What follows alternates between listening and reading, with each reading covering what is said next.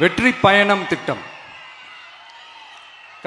கட்டணமில்லா பேருந்து பயணம் என்று அறிவித்துவிட்டு அது பிங்க் பஸ்ஸில் மட்டும்தான் என்று கட்டுப்பாடு விதித்ததால் பள்ளி கல்லூரி செல்லும் மாணவிகள் முதல் வேலைக்கு செல்லும் பெண்கள் உட்பட குறிப்பிட்ட அந்த ஒரு பேருந்துக்காக காத்திருக்கும் அவல நிலை உள்ளது. எனவே அந்த நிலை மாற வேண்டும்.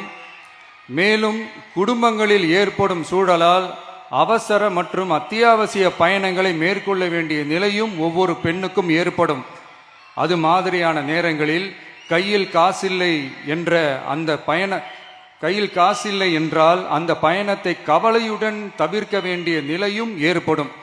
இது போன்ற தர்ம சங்கடமான நிலையை தவிர்ப்பதற்காக அரசு போக்குவரத்தின் அனைத்து பேருந்துகளிலும் பெண்கள் பயணிக்கும் வகையில் உத்தரவிடப்படும்.